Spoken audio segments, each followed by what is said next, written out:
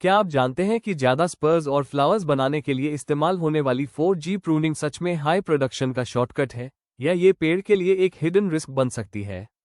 बहुत ग्रोअर्स इसे मॉडर्न और फास्ट प्रोडक्शन टेक्निक समझते हैं, लेकिन पेड़ के अंदर इसके क्या इफेक्ट्स होते हैं, ये अक्सर नजरअंदाज कर दिया जाता है।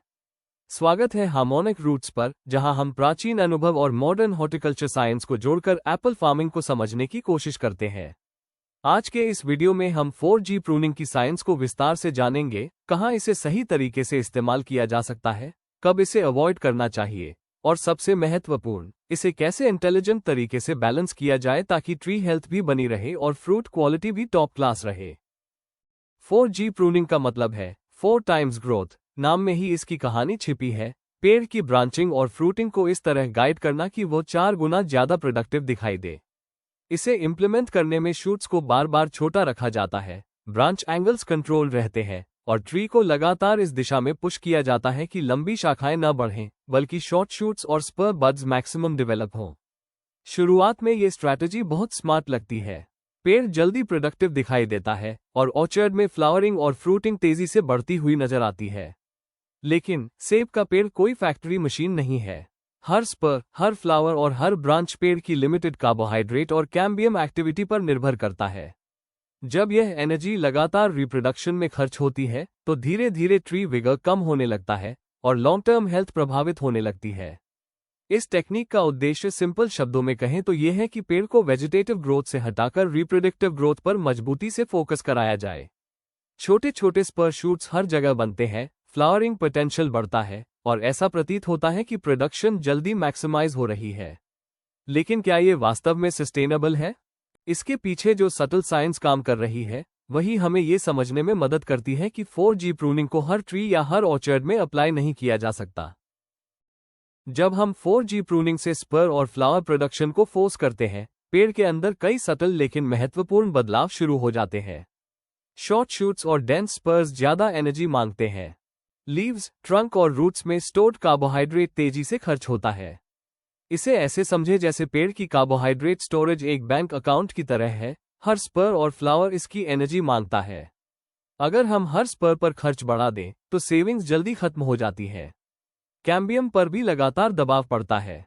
कैम्बियम, जो ट्री की ग्रोथ और न्यूट्रिएंट ट्रांसपोर्ट की मुख्य लेयर है, इसे पाइपलाइन की तरह सोचिए। यह न्यूट्रिएंट्स और कार्बोहाइड्रेट्स पूरे ट्री में डिस्ट्रीब्यूट करती है। जब स्पर डेंसिटी हाई हो जाती है, तो ये पाइपलाइन स्ट्रेस में रहती है। शुरुआती सालों में यह इफेक्ट दिखाई नहीं देता, लेकिन धीरे धीरे रिन्यूअल वुड कमजोर पड़ता है और ट्री विगर कम होने लगता है। हाई स्पर लोड से वेजिटेटिव रिप्रोडक्टिव बैलेंस भी प्रभावित होता है। एक्सेसिव फ्लावरिंग वेजिटेटिव ग्रोथ, जैसे शूट्स, लीव्स और ट्रंक, को पीछे छोड़ देती है। इसका मतलब ये है कि अगली साल के लिए स्ट्रॉन्ग रिन्यूअल वुड कम होगा। ट्री इंटरनली एनर्जी डेफिसिट महसूस करता है, लेकिन एक्सटर्नली डेंस फ्लावरिंग दिखती है। ग्रोअर्स को यही सटल सिग्नल पहचानना जरूरी है, क्योंकि यह सिर्फ शॉर्ट टर्म प्रोडक्टिविटी दिखाता है, लेकिन लॉन्ग टर्म हेल्थ को कॉम्प्रोमाइज कर सकता है। 5000 फीट और उससे ऊपर के ऑर्चर्ड्स में 4G प्रूनिंग का इफेक्ट और भी नोटिसेबल होता है। हाई एल्टीट्यूड जोन्स में नेचुरल चिलिंग रिक्वायरमेंट पहले से पूरी होती है और स्पर फॉर्मेशन पहले से स्ट्रांग होती है। इसका मतलब यह है कि पेड़ की इंटरनल एनर्जी पहले ही फ्लावरिंग के लिए पर्याप्त है। अगर हम एक्स्ट्रा फोर्सिंग करें, तो ट्री इंटरनली स्ट्रेस्ड हो जाता है। हाई लाइट इंटेंसिटी और टेम्परेचर फ्लक्चुएशंस भी इस स्ट्रेस को बढ़ाते हैं। जब स्पर डेंसिटी बहुत ज्यादा हो जाती है, तो कार्बोहाइड्रेट हर फ्रूट और स्पर में डिवाइड होने लगता है। परिणाम स्वरूप फल छोटे, अनइवन कलर वाले और कभी कभी कैल्शियम डेफिशिएंट बन सकते हैं। बिटर पिट जैसी डिसऑर्डर्स का रिस्क भी बढ़ जाता है। निचली ऊंचाई वाले ऑर्चर्ड्स, यानी 5000 फीट से नीचे, में सिचुएशन थोड़ी अलग होती है। वहां चिलिंग कम होने की वजह से नेचुरल स्पर फॉर्मेशन और फ्लावरिंग पहले से इतनी स्ट्रांग नहीं होती।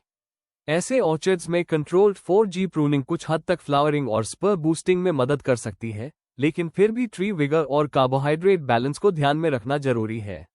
हाई एल्टीट्यूड ग्रोअर्स को समझना चाहिए कि स्पर बूस्टिंग केवल शॉर्ट टर्म फ्लावरिंग या विजुअल डेंसिटी दिखाने का तरीका नहीं है।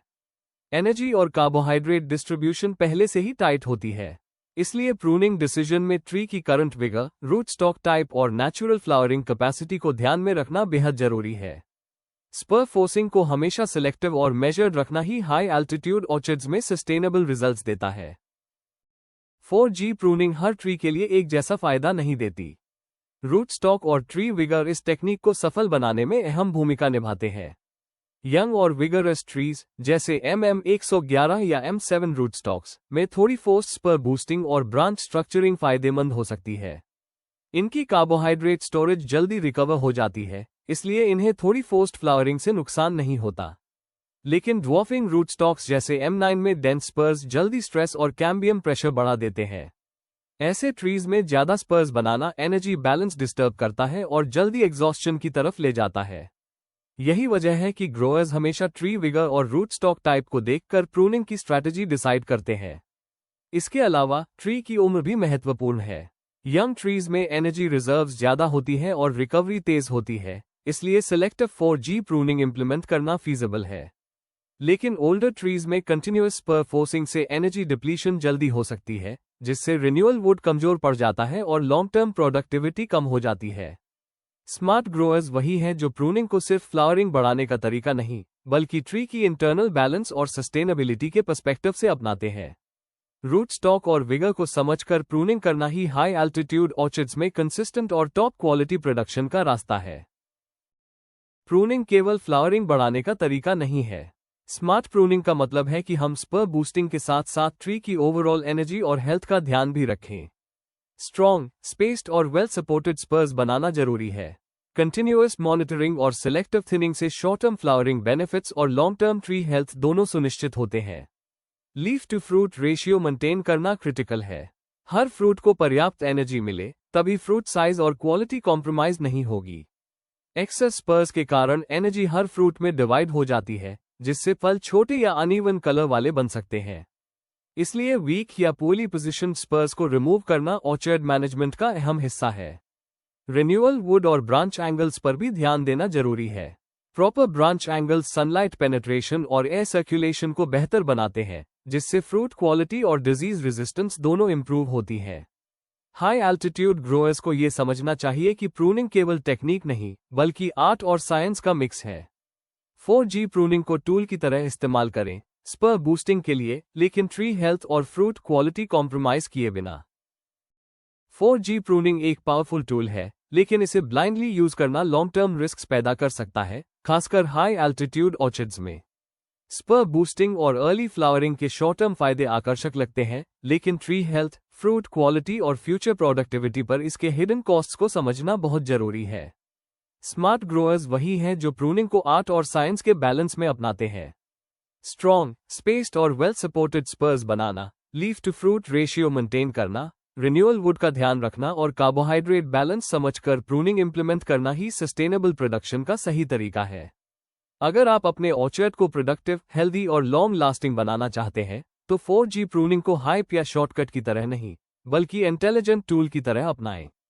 और इस जर्नी में जुड़े रहिए हार्मोनिक रूट्स के साथ, जहां हम हर टेक्निक को साइंस और एक्सपीरियंस के पर्सपेक्टिव से समझते हैं और सीखते हैं कि हाई एल्टीट्यूड एप्पल फार्मिंग में कैसे स्मार्ट डिसीजंस लिए जाएं।